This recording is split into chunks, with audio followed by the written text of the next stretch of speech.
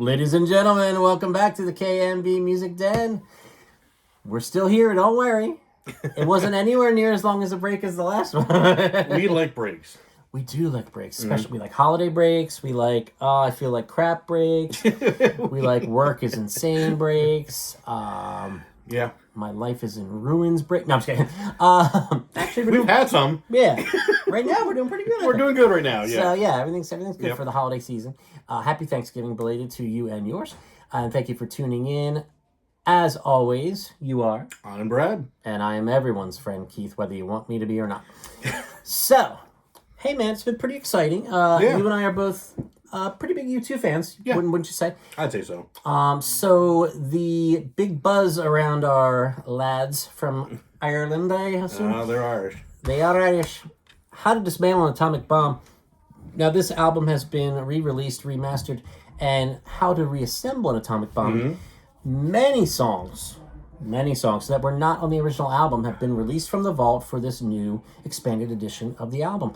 And I gotta say, these are the kind of releases. Sorry, this is the original one. Yeah. I didn't get the new one yet, and we'll see, if budget permits. But I'd love to have it. But these are the kind of releases that I love, because when you get those songs that you've never heard before, I mean, it's okay to hear like a demo of, this was Bono and a tape recorder and a drum machine singing the same song. Yeah, the song that became Vertigo or whatever. It's cool if you're like a super, super fan to hear those kind of things and how songs became to grow. And you would think I'd be more into that stuff as a songwriter myself. Yeah. But I have to really be obsessed with the band to even honestly care about those kind of things. But when I hear, 8, 9, whatever, unreleased songs never heard before. Fully fleshed out. Yeah, recorded during those sessions for the album. That's the kind of shit that gets me excited. Now you're ready. Yeah. So, do you feel the same way? Yeah, pretty well. I can be a nerd though. I can dig into like let's hear. Yeah. Just someone with an acoustic guitar playing that song. And, sure. I mean, I can definitely get into that. Like the Tom Petty one. I've been looking at that Tom Petty. Yeah. Wow. You might get something for Christmas, but you're not getting that. So, yeah, I mean, okay, so before we get into the new songs and the kind of the whole concept of the video here, briefly, what are your thoughts on this album when it came out? How does it stand up in their discography? Before we talk about the new tracks, like what have you always thought about Atomic Bomb as an album? It sits in the middle of their pack. I mean, it's fair. There's much better albums. There's much worse albums, in my opinion. Yeah. It's a solid album by them. It's definitely one that I think, as time's gone, has grown upwards instead of downwards for me. Agreed. Yeah. I think it's a little underappreciated, but I think now, it's kind of like when R.E.M. did the New Adventures in Hi-Fi redo, where everybody was like, oh, this is so amazing. I'm like, you're the same people that years ago said it sucked and you didn't understand it. Yeah. So, you're not fooling me. But, there they are. I used to have a cardboard promo cut out of this that was like huge. It was just this album cover. I don't know where it got to, but yeah, lots of cool pictures in this booklet, by the way. I'm sure the new one is. Oh, it's probably got a lot more. Stuff. Yeah. But yeah, I mean, so what were your expectations, thoughts going into, a handful of new songs from these sessions? Did you think they were going to sound, well, there's a reason these are B-sides because they didn't make the album? Were you expecting, it's U2, so it's probably good? Like, did you have any expectations going in? Well, I enjoyed the idea that there was going to be basically a separate album worth of extra songs, because a lot of times I find those songs are better, in my opinion, than some of the songs on the album. Yeah. So ESPN just told me that someone scored a goal. Oh, there we go. But yeah, for me, it's it's exciting because I sometimes like to question the band and the choices they made while building the album by like hearing a song where I'm like, how the hell did you leave this off? Yes. So I was excited to hear these songs and see where I went with it. Yeah, I pretty much agree. So let's dive into it. Yeah. So Brad came up with this idea, of course, because it's a good one. So, but he said, hey, you know what? Let's listen through these songs, live with them for a bit, and each of us pick our top 3 songs of the new batch. And then, just kind of discuss them and rank. I don't know if we have to rank them necessarily. I don't even know if I did. But so this was your baby. So why don't you go first? Did you do 3, 2, 1, or you just kind of pick 3? Or? I just picked 3. So did I. I did not rank them. So did I. But I told Keith, let's do 3 B-sides that could have been A-sides. Exactly. Let's see what they came up with. Now I use an iPhone for all my notes because I'm lazy. Well, and note the glasses. And I need these now because this, I'm not reading anything. So, my number one was Luckiest Man in the World. Was the first one I mentioned. Yeah, that's a good one. I really like the lyrics in it. Yeah. I know I'm weed killer, honey, and you're sugar. But if I'm the prosecution, you get away with murder. You're ice, I'm water. And with your telescope, I can see further. We're binary code, a 1 and a 0. Oh, yeah, I remember the binary code line, yeah. I really like that. I thought that was a really well written out lyrics. They stick. You know, sometimes you hear lyrics and they just immediately stick. Yeah. So that song immediately went to my thing where I went, well, that could have been on the album. Yeah, that's a good one. So I just inadvertently, I didn't really rank them, but I ended up picking mine in like the sequential order of how they are. You know, so the first one that I picked is "Picture of You." Very good. Yep. Now this is really interesting because "Fast Cars" was the final track on the UK version of the album. It was not on. It's not on this one. Yahweh ends this one, I believe. It does. Yes. Yeah. Yes. It does. Yeah. Yep. So I can't see that because I don't have my glasses. Line, guys. Yeah, 50. So me, not him. So, but yeah, you know, this one I had to listen to "Fast Cars" and then "Picture of You" back to back a couple times to be like, okay, what's the difference? Because there's a lot of the same lyrics, a lot of the same melody.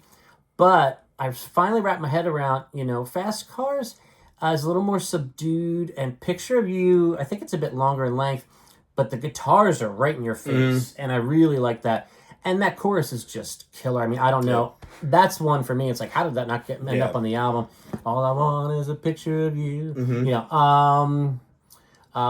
all I want is a picture in a locket, your face in my pocket, take a pill to stop it. Interesting. But yeah, I mean, this one. Fantastic, yeah. Really strong, really rocking sound. Bono has a bit of a swagger on this album, vocally. I mean, I was gonna say, when does he not have a swagger? True. That's the tricky part. That is a good point. But yeah, they were swinging him on this album, you know, and I like it. But yeah, "Picture of You" is the first one I'm going to mention. So what's your second one? Second, all right, let's go back to the trusty iPhone. Any more updates from ESPN? No, at this point, somebody from the Tampa Bay Lightning scored is what it looks like. Okay. That's going to be so old news by the time people say that. It is. I Don't Want to See You Smile, number 2. Okay. Yep, I said I put in here, just from going through it, I really like the restrained sound of this one. Bono's vocals sound strong as ever, and I can see this fitting well onto an album. So, really like this one, another one that stuck out where I went, this is well built, good, solid song. This could be a track. And I've seen that when we build song like track lists a lot. We talk about the orders. Yeah, I can see that being like an 8th or 9th song on a track on an album. Interesting you say that because I'm going to throw a curveball at you at the end of this video. Okay. But so that's a good one. I right away when I saw the title of that one, I'm like, ooh, I don't want to see you smile. Like, is this one like kind of have some hatred in it, or is it kind of just clever? Is it both? So I ended up enjoying that track too. Spoiler alert, did not make my list, but okay. So my next one in the sequential order, my number 2, so to speak, I'm going with "Treason." Oh, okay. That shocks me. I like the song. Yeah. I did like the song, but when I listened to it, I went, "This is good. This is fascinating." But I don't think Keith would pick this. Well, Keith did. Well, I said it has a great Middle Eastern style rhythm to the track, which I really liked. The pre-chorus is kind of a quasi-rap, if you will. That's what had me curious, yeah. But Bono makes it work. He does. Let's see, I said it right there. Bono makes it work. Yeah, he does. You need your glasses. Yeah. Yeah. But the chorus, this is like a fun rocking kind of song, but then the chorus gets a little floaty, but it's really nice. And the lyrics in the chorus are really cool. It says, "If you love life and you give love, there's nothing you'll be needing. But if you have love and don't give love, this is treason." Very cool. Yeah, it's cool. Yeah, it's just one of those songs where the way they put it together, it's like you wouldn't necessarily expect it. And I could have definitely seen it ending up on the album proper, back when it came out. So my second one is "Treason," buddy. What's your final pick? Cool. My final pick, let's get back in here to the good old iPhone, is "Country Mile." Okay. Yeah. Sounds like classically pure U2. And to me, this sounds like it could close an album. Yes, it could. Yeah. So, sometimes Keith's the one that's kind of our closer specialist, but I enjoy a good closer too. And I heard that and thought, well, I could close an album, and it sounded like I wouldn't have put it on this album. Yeah. So I can see why they left it off. It doesn't fit because I don't see a spot for it. But on another album, it could definitely be a closer. Definitely. Yeah. Walk with me along this country mile. Yeah. Yeah. Great melody, great lyrics. That's a really good one. The reason I laughed when you said Country Mile is because there were so many of these that were so close for me. It was hard for me to pick three. Yeah. Which, by the way, is telling you what we're trying to say here is that all these songs are Really, yes, we didn't double any of them, it sounds like. Yeah, you're right. So my final one is Happiness. Okay. Now, I noticed this because it also happened on Treason, and Bono does this in different songs throughout their catalog. If you notice in the verse, Bono will sing the melody, but then he'll sing it an octave lower with himself. Mm-hmm. So it almost sounds like he's speaking underneath himself at that lower register. But it's not a harmony. It's the same melody, just an octave lower. Which, it's a neat effect. I like it. Yeah. So he did that on Treason, actually, and he does it on Happiness here. But I love that. Stop walking. I'm talking to you. Yeah. Keep walking. We'll make it through. It's hot here. Not even a breeze. Trying to make friends of my enemy. See, these are songs I didn't picture They're you kind picking. of, yeah, they're kind of more like, I don't say hip hop, but it'd be like... There's a fun element to them, and it's a little shocking that not usually in your wheelhouse, I thought, but apparently these ones are. So basically what you're trying to tell the people is you don't think I'm a fun person. What I'm telling people is I apparently don't know Keith. So, yeah. There we go. Well, I think we're just going to have to split up into two different channels, and you folks are going to...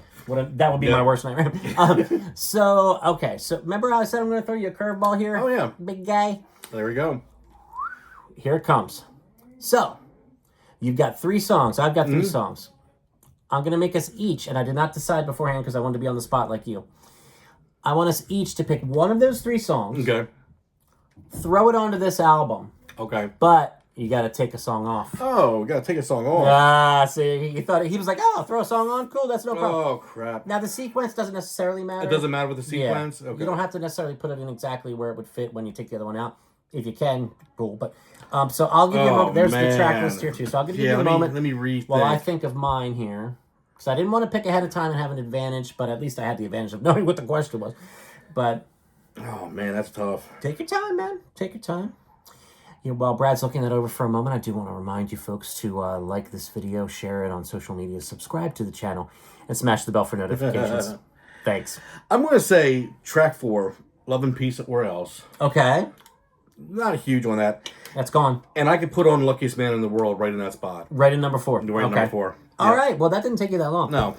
So, why don't you talk to the folks for a moment while I decide mine. So he's working on it. We'll see if he puts it in a tracklist spot as well. That's double points. We can make that work. But yeah, we talk about that a lot, sequencing. Because I think it's important on albums. You can take the same 12 songs, sequence them one way or the other. Yeah. And I think it changes the whole sound of the album. So I'm curious here how this one pans out. I'm going to get rid of A Man and a Woman. Okay. Number 7. And right there in its spot... okay, he's going there. I'm going to put... Picture of You. Okay. Yeah, I'm going to put it right there in the middle. Same spot as A Nice. Man and a Woman. All right. So, hey. There we go. We were pretty good with that. There we go. So, are you loving these new songs enough to get the physical copy of the new remastered album with the extra songs? No, because I have the physical copy already. And On vinyl? No, well, no, not on vinyl. Okay. But I thought you got rid of your CDs. For the most part, I did. I have a chunk of CDs now. Oh, if you've chunk. seen what I had before compared to what I have now. So he has this in his chunk of CDs. That's still in my chunk of CDs. But yeah, I mean, I would say no, probably not going to buy it on vinyl just because of the cost versus the extra songs. Stream it, yeah. Because now the extra songs came on a vinyl of its own, I would buy it. Well, I'm wondering because I think what I saw, I don't know if it was for Record Store Day yesterday, but it was the Reassemble, and I think I saw it was like $33. So I don't know. I don't know if it was just the new songs or if it was a double LP of everything. Now, see, if that would be the new songs, I would do that. Yes, I would absolutely. do that, yeah.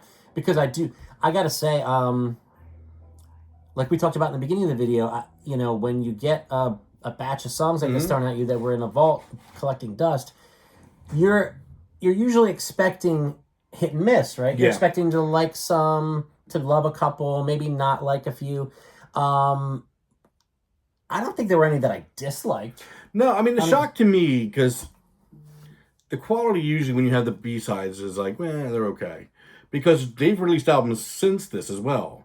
And usually if you've written a really, certain songs in the thing, some of these songs could have been put on some of these albums. So it surprises me that there is a cache of about 10 or 11 songs. Yeah. Of this quality that hasn't seen the light of day. Yeah. It's surprising and it's exciting. Yeah. I'm always interested in those, like I said, those deluxe reissues where there's, here's a handful of songs that didn't make the album because they just didn't fit the sequence, the flow, the mood, the vibe, the concept, whatever. But it's a band you love or an artist you love, and they were on fire. Yeah. So to have those songs frozen in time and then here you go, like this U2 stuff with Reassemble, to me, I was so excited with the first time I listened to it, and I'm like, this is not disappointing in the least. No, not at all. And you kind of expect it to be a little bit. Yeah. Because they didn't make the album, they didn't see another album. Yeah. So at some point they said these songs aren't moving forward, so you didn't think they were going to be as solid as they are. Yeah, it's fair. But then you remember it's U2. So yeah. How many bad songs have U2 written? That's the thing, yeah. A song called Bad by U2, did you say? So, folks, all right. What am I going to tell them, Brad? You're going to ding some bells and subscribe and give us your thoughts. There you go. Come on, man. It all goes. It's the same thing every time. Yeah, well, I always forget. Well, no one listens to me. It's fine. But, so yeah, put in the comments. What are your top 3, or just take all of them and rank them all as a little family of songs? That'd be cool. Maybe we should have done that. And try our little bonus question here at the end too. Which one would you swap out of the original and throw in of the new batch of Reassemble songs? Sequence it. Don't be lazy. Yeah, we both sequenced it on the fly, yo. The fly. There you go. So, sorry, I'm feeling a little vertigo. So, corny. Wow. Oh, boy. So, anyway, it's November, not October, right? Correct, yeah. Man. It's rough. It's bad. It's bad. It's bad. Well, I'd hate to do it, Brad, but, I'm going to keep doing these videos with or without you. Oh, you beat me to it. I was getting ready to start that one. Yeah. Let's just... Yeah, it's dead. Of course, everybody's already turned off. Yeah. My wife always makes fun of me. She says, actually, my mom does too. She says, why does it take you 10 minutes to end every video? And it's all me. Like, he's 100%. Ready. He's like, come on, man. He's all ready to end them, and I'm still, like I'm doing now. So, we'll see you later. Bye.